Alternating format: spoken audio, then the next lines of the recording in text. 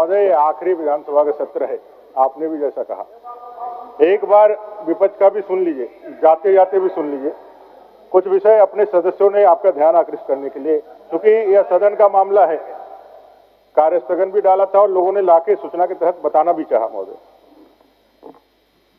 महोदय, घटना है पाकुड़ का, महेशपुर का। 18 तारीख को, इस महीने की 18 तारीख को होपनी मरांडी और दांदू हेम्ब्रम, जो गायबथान के दो आदिवासी परिवार के लोग हैं, उनको कुछ लोगों ने मारा। जिन लोगों ने मारा आप लोगों को भी मालूम है, सबको झारखंड को मालूम है। वीडियो है बांग्लादेशी घुसपैठियों का, जब इसको मार के खत्म कर देंगे। पुलिस में केस दर्ज भी हुआ। वो सारे लोग दुमका के हॉस्पिटल में इलाज कर रहे हैं, फसलियां टूट गई आदिवासी भाइयों का। गोपीनाथपुर में जो घटना हुआ उसमें सरकार ने कुछ नहीं कहा, क्योंकि वहां जनरल लोग थे। तारानगर में घटना हुआ, बकरीद के बाद जुलूस निकला था, वो मार करके भगा दिया, कुछ नहीं कहा। इलाही नगर में घटना हुआ, कोई कुछ नहीं बोला। 4 परिवार ही अब वहां रह गए हिंदू, बाकी सब लोग पलायन कर गए। गोपीनाथपुर की घटना पर भी आदिवासी को विशुद्ध रूप से आदिवासी है, मूलवासी है, सिद्धू कान्हू जी के वंशज है। गायबथान में इतनी बड़ी घटना होगी, किसी ने कुछ नहीं कहा। जब राज्य सरकार ने कोई कार्रवाई नहीं की, किसी की गिरफ्तारी नहीं हुई, तो वहां के आदिवासी छात्रों ने उसके लिए खिलाफ आंदोलन का निर्णय लिया। केकेएम कॉलेज के छात्र पहले से आंदोलन करने के लिए बकायदा एसडीओ के सामने जाकर फरियाद किए, उनको बताया कि भाई हमारे को सुरक्षा दीजिए, हम निकालेंगे।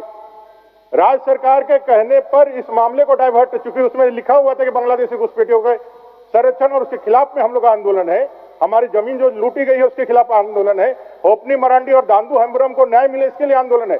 इसलिए पुलिस 12:30-1 बजे जाकर के उस पर लाठीचार्ज करके, इतना सारा तस्वीर है, वीडियो है, मार करके अभी भी लोग 2 हायर माने कि इलाज के लिए गए हुए हैं, सीटी स्कैन हो रहा है।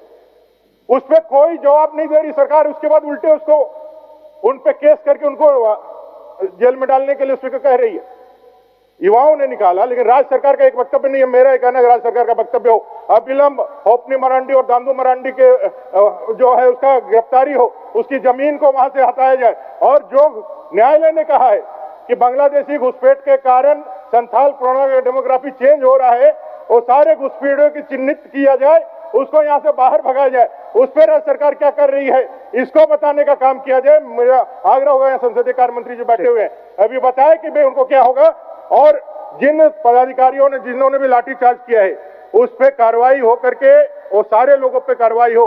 और राज्य सरकार इतने दिनों में क्या किया है, और दांदू हेम्ब्रम और होपनी मरांडी के जो गुनहगार हैं उनको जेल में डालने के लिए उन्होंने क्या किया है, ये पूरा वक्तव्य अभी चाहते हैं हम लोग। आदरणीय अपने संसदीय कार्य मंत्री माननीय निरल पूर्ति जी। ठीक, निरल पूर्ति जी, आपका विषय आ गया, विषय आ गया, आपका विषय आ गया। अध्यक्ष महोदय, चलिए महोदय, क्या ये बात सही है कि कार्मिक प्रशासनिक सुधार तथा राजभाषा, एक मिनट, आप क्या बोल रहे हैं? राजभाषा के अधिसूचना।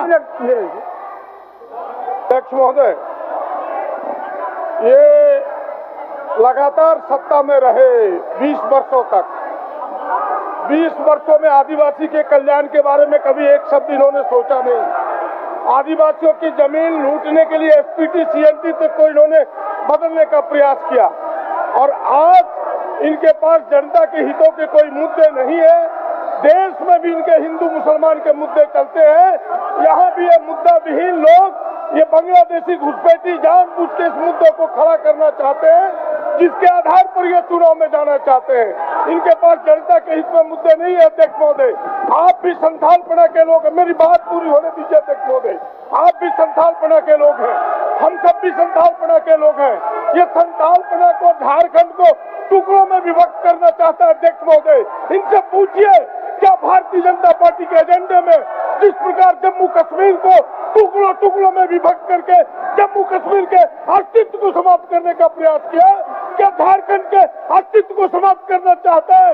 ये ऐसे लोग हैं, इन्हें आदिवासियों के कल्याण से कोई मतलब नहीं है। ये केवल राजनीति कर रहे हैं, राजनीति कर रोटी सेक रहे हैं। इसलिए ऐसे लोगों को थोड़ी भी तरजीह नहीं देनी चाहिए। और मैं विश्वास के साथ कह सकता हूँ कि आने वाले चुनाव में सुपड़ा साफ होगा, एक लौट के आने वाला। शिल्पी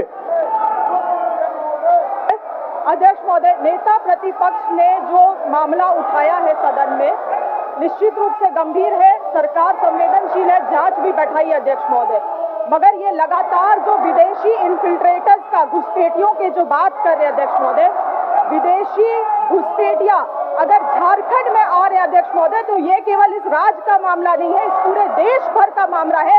and this is threatening the national security of India. इनको समझना चाहिए कि ये किस बारे में बात कर रहे अध्यक्ष महोदय।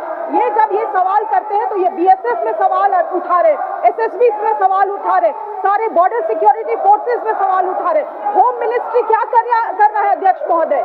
होम मिनिस्ट्री के पास सारा एक्सेस है, सैटेलाइट मैपिंग है, इंटरवेंशन, इंट्रूजन, सारा मशीनरीज उनके ऊपर है अध्यक्ष महोदय।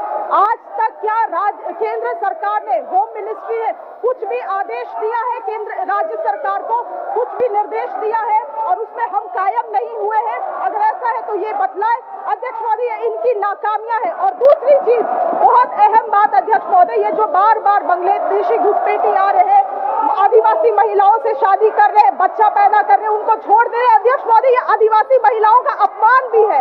ये क्या छवि गढ़ रहे हैं आदिवासी महिलाओं का इस पूरे देश और दुनिया में अध्यक्ष महोदय, कि हमारे साथ आएगा, कोई भी बाहर से शादी करेगा और हमारा जमीन ले जाएगा, हमारे साथ बच्चा कर लेगा। ये क्या बतलाना चाह रहे हैं अध्यक्ष महोदय? क्या गढ़ रहे हैं, छवि गढ़ रहे हैं ये अध्यक्ष महोदय?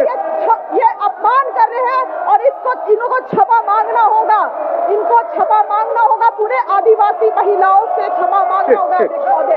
देश में हमारी छवि को बदनाम करने की कोशिश की जा रही है अध्यक्ष महोदय।